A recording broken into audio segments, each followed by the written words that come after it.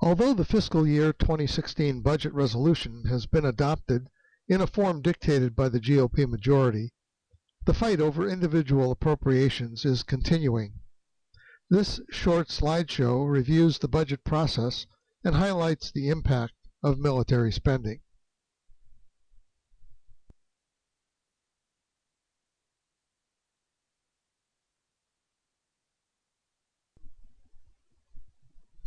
There are 5 basic steps that Congress takes to adopt the annual budget. First, the President submits his own version of the budget he wants from Congress. Second, members of Congress can issue their own budget plans and set spending levels in a budget resolution. Third, the budget resolution establishes the policy framework, but actual levels of funding for each program are established in separate appropriations bills. There are 12 appropriations bills, each of which is produced by the committee that oversees its area of the budget. The House and Senate each have an Armed Services Committee that deals with the national security part of the budget. Fourth, after each House of the Congress adopts their own version of the budget, a joint committee of the 2 houses hammers out a compromise budget, which is then ratified by each House. And fifth, the resulting budget is then sent back to the President for his signature. Once signed, it becomes law.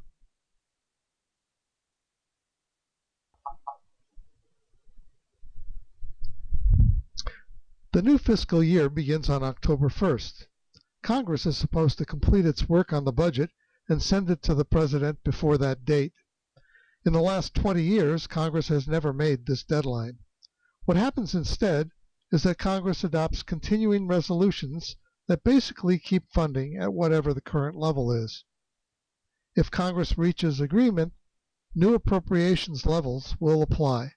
If not, the current levels stay in place.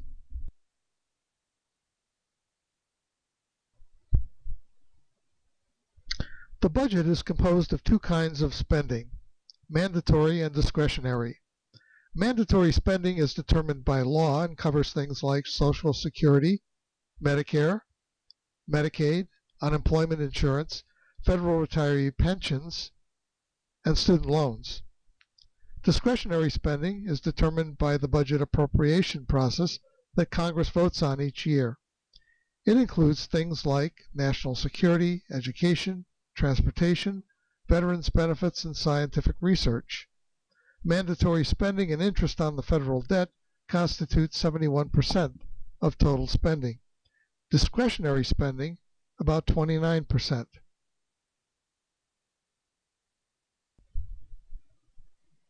But that 29% is $1.15 trillion, and of that, military spending consumes $625.2 billion, or 54% of all discretionary spending.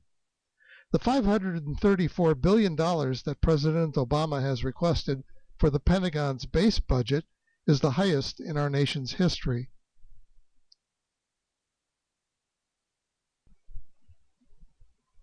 "60% of Americans, when polled, say wealthy individuals and corporations don't pay their fair share in taxes. 67% say improving education should be a top priority. 2/3 believe making the Social Security system sound should also be a top priority. Nearly 3/4 think the federal government should be doing much more to combat climate change and global warming. Yet, for every dollar spent on climate protection, $72 are spent on the military, which happens to be the largest consumer of fossil fuels and biggest emitter of CO2 pollutants on the planet.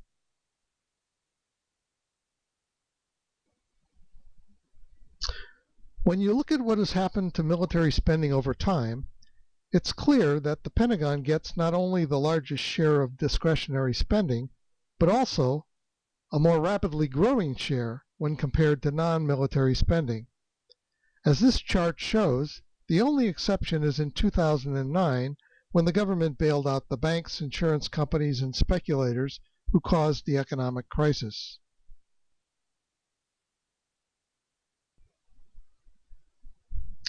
Between 2000 and 2014, The Pentagon budget has grown by 31%, not including the cost of the wars.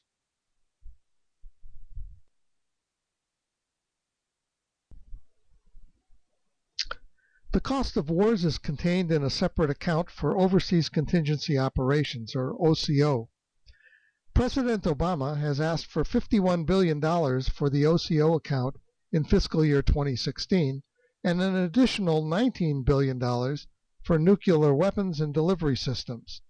International security assistance, military aid to other countries, gets another $13.3 billion.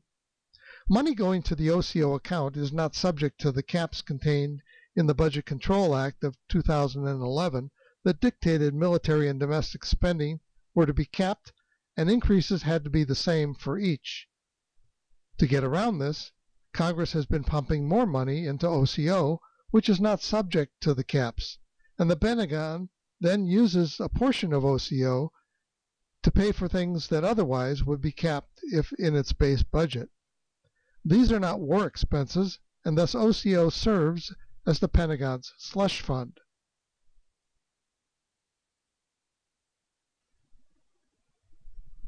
The budget resolution adopted by the GOP-controlled Congress provides $90 billion for the 2016 OCO.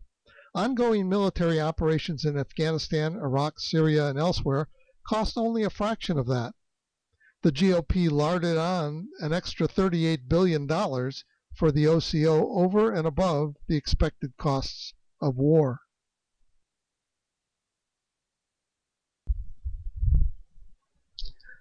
Taxes constitute the largest source of revenue to pay for the federal budget. Over time, corporations have borne a declining share of the tax burden, while individual taxpayers have been socked with an ever-rising share.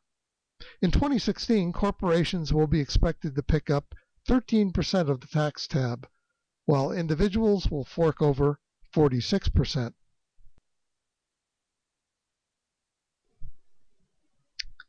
The cost of wars conducted since 2001 total $1.6 trillion already. Nobel-winning economist Joseph Stiglitz and his research partner Linda Bilmes calculate that when costs of medical care for injured veterans, interest on the war debt, and other future costs are included, the total exceeds $5 trillion. But the human costs are almost unimaginable. A recent study by Physicians for Social Responsibility suggests that more than 1 million Iraqis and Afghans have been killed and many more injured. 6 to 7 million have been displaced or turned into refugees. More than 8,300 U.S. and Allied troops have died in Iraq and Afghanistan, and tens of thousands more have been wounded and maimed. Many suffer from post-traumatic stress disorder and traumatic brain injuries. Congress has yet to debate, not to mention authorize, new military operations in Iraq and Syria, more than 8 months after deploying U.S. military troops and assets there.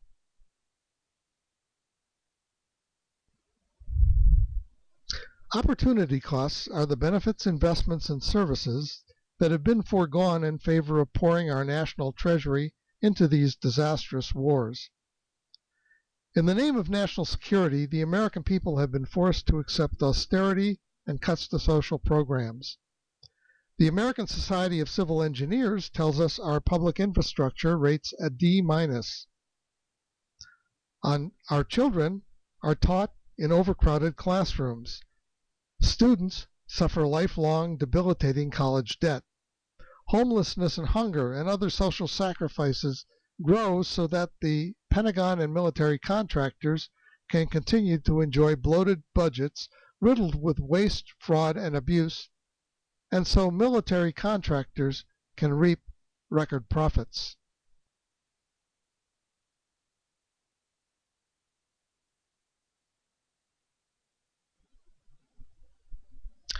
The U.S. has become a garrison state, a warrior nation, a country that is in a perpetual state of war, what some are calling perma-war.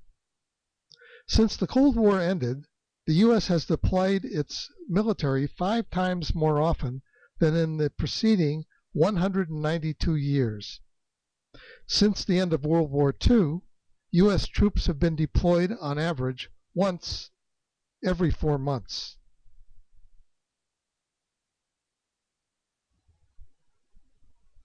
It doesn't have to be this way. The Congressional Progressive Caucus has put forward an alternative to austerity in the form of a people's budget.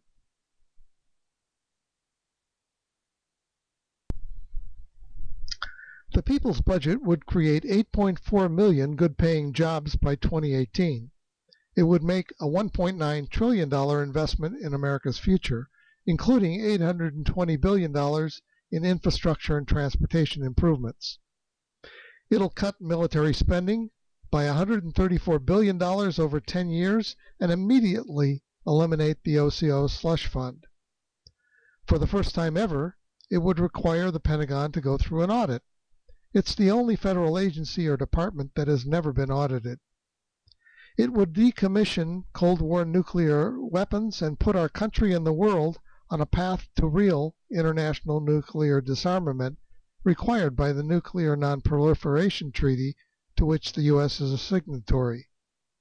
It would cut the Pentagon's bloated bureaucracy and reduce its reliance on private contractors. It would begin a process of just transition to a demilitarized, sustainable new economy. The vote on the people's budget this year was 96 yes and 330 no. The Progressive Caucus has only 69 members. 96 of the 188 Democrats voted in favor of the people's budget this year. Last year, only 89 Democrats voted in favor.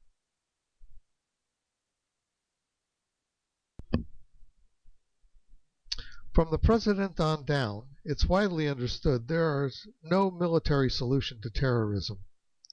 You can conduct war against people, but not against ideas. In order to defeat outfits like Al-Qaeda, ISIS, and al-Nusra Front, we need to address the underlying conditions that provide fertile ground for extremists. There are effective alternatives to the use of military force against these fanatical terrorist groups. First, patient diplomatic efforts with governments involved in the conflict, recognizing that the diplomatic route will not be quick, but has better prospects for success than military intervention. Second, a strictly enforced universal arms embargo imposed on all parties in Iraq and Syria by the U.S., Iran, Russia, the European Union, Saudi Arabia, Qatar, the United Arab Emirates, Turkey, and other states. Third, end facilitating transportation of foreign fighters, the movement of arms, or aiding and abetting financial transactions by and to extremist groups. Fourth, isolation of IS in Iraq through genuine inclusion in governance of the Iraqi state of Sunnis and former Ba'athist military officers, as well as Kurds, Turkmen, and other religious and ethnic minorities, and revival of the secular tradition in Iraq that the U.S. occupation did much to destroy. Fifth, use established, well-proven criminal justice investigative methods and prosecutorial strategies to pursue extremists and respond to terrorist threats outside of Iraq and Syria.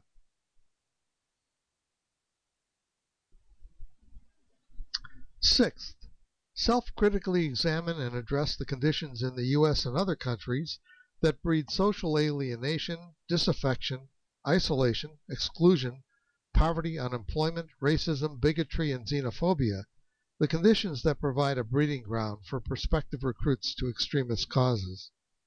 Seventh, fund massive humanitarian aid through the United Nations to relieve the suffering of internally displaced people and refugees dislocated by civil wars in Syria and Iraq by using the hundreds of billions of dollars now squandered on ineffective counterproductive military strategy and invest in education, housing, health care, and infrastructure to raise their living standards and reduce unemployment. Eighth, Use those funds to meet the urgent needs of the American people for good jobs at living wages, rehabilitation of public infrastructure, quality health care, education, elder and child care, repair our frayed social safety net, and to meet the challenge of global warming. Ninth, make a rapid, just transition to a new, sustainable, demilitarized economy that can provide jobs, a decent standard of living, and economic opportunity for all.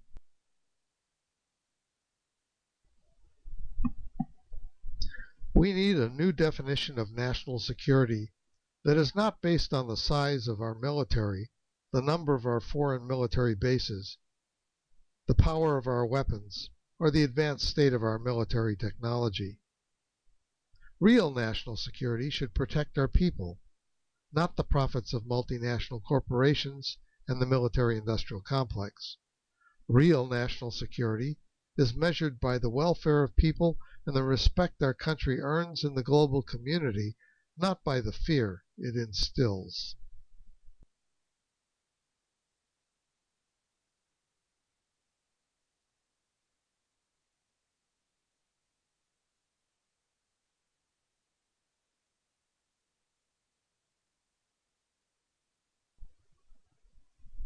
What's it going to take?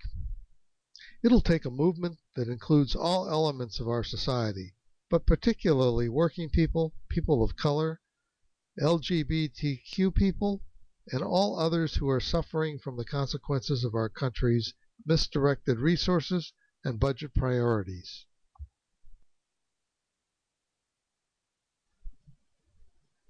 Reverend Martin Luther King Jr. put it well. He said, "There is nothing except a tragic death wish to prevent us from reordering our priorities so that the pursuit of peace will take precedence over the pursuit of war."